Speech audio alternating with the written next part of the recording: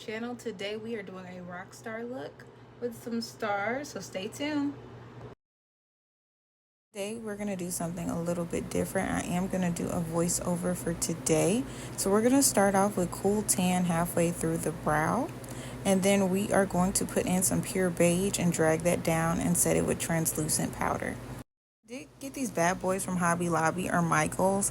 They're like $3 to $4, so they are inexpensive. Just be sure that you watch out the placement because I did stick my eye with those. And for the newbies with makeup, be sure that you pick shades that are gradual and you want to go under each one. You don't want it to look muddy, and you definitely don't want it to look like you have a black eye.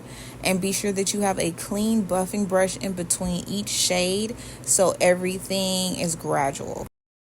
Here you see me buffing out the edges just to make sure everything is together, and let's jump into the foundation.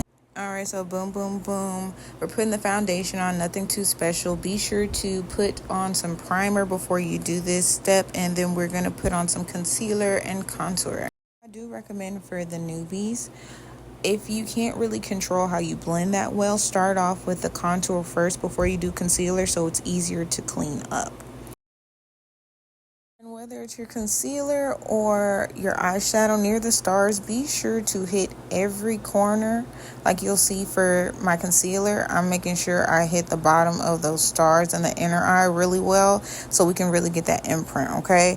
And that also applies with the shadows. You saw me earlier making sure to really pack it around the corners.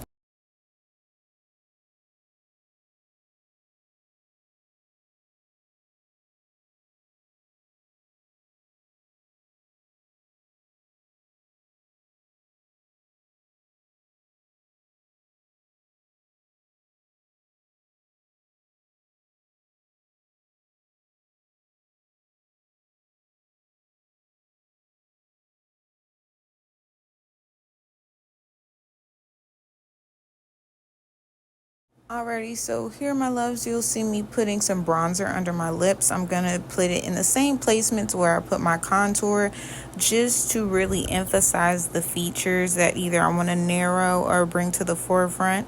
So under the lips is an option. I normally like the pouty lips because I love my big lips, so it's optional.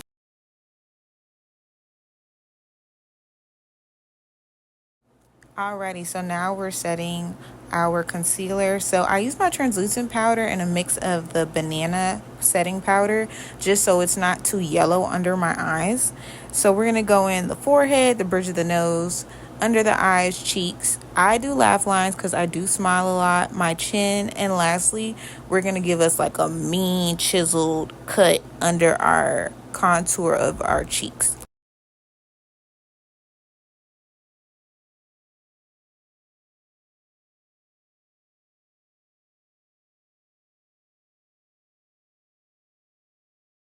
See, now this is just nasty. This is what we're looking for. Real clean. Once you pop that blush in, nothing to play with. Top tier. So first you're going to see me use the same bronzer shade under my eye, so it's still transitional. And then closer to my waterline, I'm going to use that jet black, but definitely be careful. You don't want too much fallout. So kind of tap it off the top of your palette like a cigar or something, because you don't want to mess up all that perfection we just did under the eyes.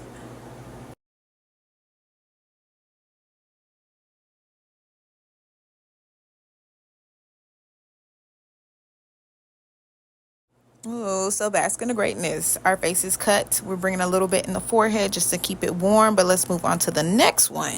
Alrighty, girl. So we just pulled off the sticker and we're just filling it in with our brightest concealer.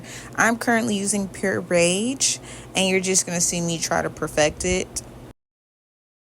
The lip combo is Expresso from Ruby Kisses, and the inside, I'm not too sure what the name of it is. It was $1, so of course I bought it.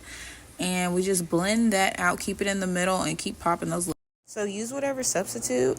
On top of here, I did use a lip gloss I got from Amazon. I'll be sure to list that in the description below. Super bomb, and it comes as a set. And because I'm extra, I put an additional lip gloss on there. It had like little gold bits in there. Super scrumptious. You don't have to do it, but I just feel like all together it makes you look like a snack.